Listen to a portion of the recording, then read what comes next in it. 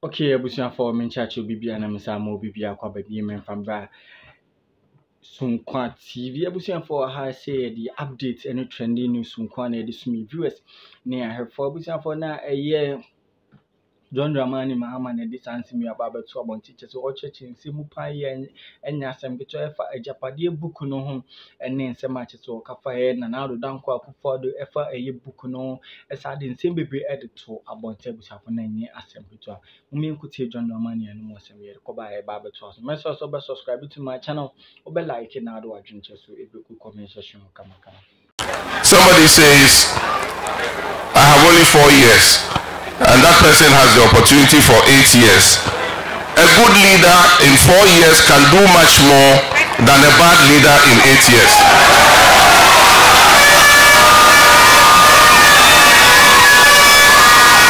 Recently there was an issue about a document called Ejapadia. They said it's fabricated. But even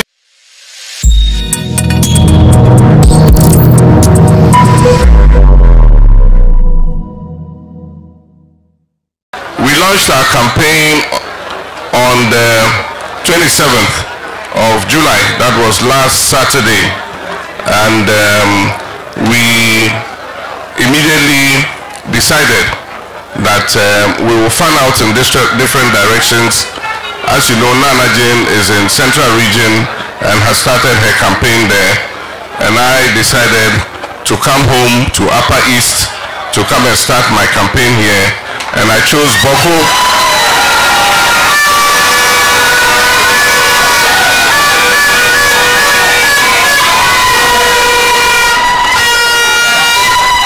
And I chose my home Boko as the first port of call. And so this morning we're starting the national campaign here in Boko. We've already gone indoors and spoken to my father, the Boko Nabra. And we've discussed a few issues, but there are a few issues that I think that I should say publicly so that we all are on the same wavelength. On 7th December, we have the opportunity to go and vote in both the presidential and parliamentary elections. That is the beauty of democracy. It gives us every 4 years the opportunity to make a change. And I do think that on 7th December, Ghanaians are going to vote for change. They're going to vote for change for several reasons. The first being that we need to send a signal both to the country and to the international community that we are not satisfied and happy with what is going on in Ghana. A vote for NPP again will be a vote for a third term for Nana Akufo-Addo. And it will send a signal to the rest of the world that we are happy, we are satisfied with what has gone on over the last 8 years. I've met several investors and all of them are saying they are waiting to see the results of the election before they come and invest their money here in Ghana. And so we should not make a mistake with this particular election. It is an election like no other. The stakes are the highest. It will determine the future of our country. The second is we need to hold this government accountable for the hardship, the crisis that they've subjected Ghana to, for the state capture that they have implemented in Ghana over the last 8 years. Buying every state property, buying all the government lands, amassing wealth to themselves. Recently there was an issue about a document called Ejapadia. They said it's fabricated. But even if it's fabricated, the implementation is not fabricated, because everything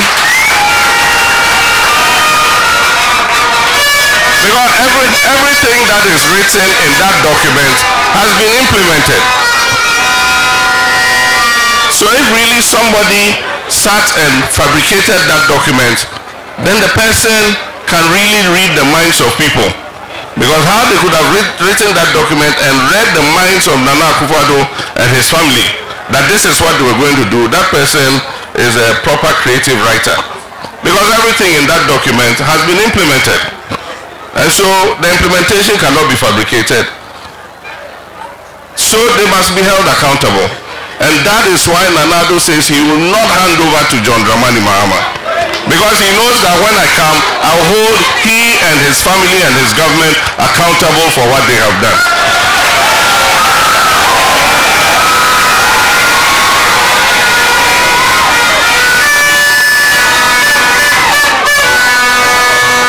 And so, they want their vice president to take over from them so that he can come and cover their backs.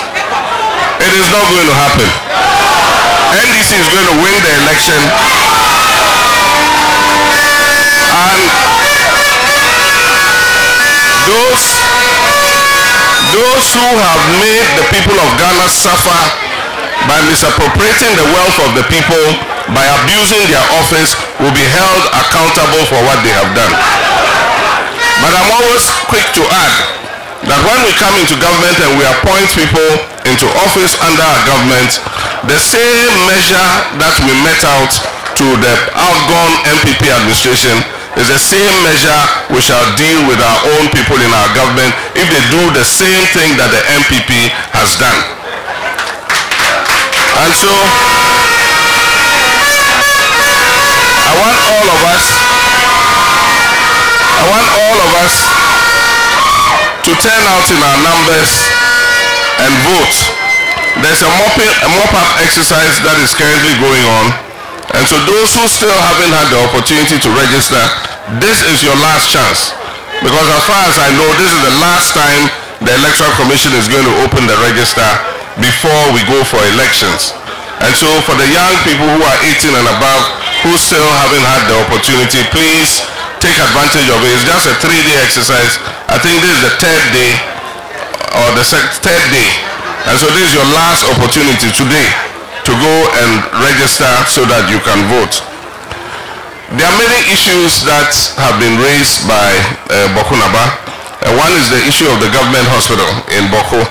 If you remember, in 2016, it was a major campaign promise that if NDC won the election, we will build a first-class government hospital in Boko so that you don't have to travel.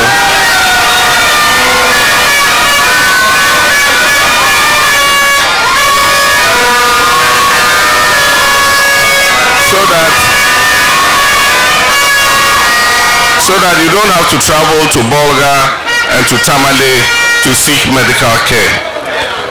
There is a hospital we're building in Garu, which unfortunately has been abandoned. I can assure the people of Garu that when we come, we'll continue and finish that hospital too, so that they can have access to modern healthcare facilities. There are many projects that we were working on that unfortunately have stalled. I remember I cut the sod for the start of the Bolga-Boku-Pulmakon road sometime in 2015. We expected that that road would have been completed today. As of now, the contractor has left site and the road has been abandoned. I can assure you, and I assured my father Bokunaba, that when we come, we'll tackle that road and finish it. We also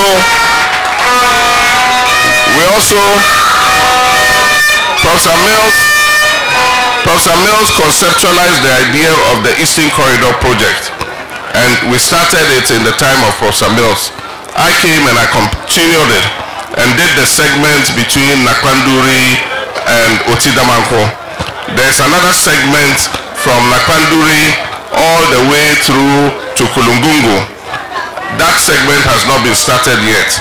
I can assure you when we come, depending on the availability of resources, and we will prioritize that road, we will complete the Eastern Corridor road so that it will make it easier to move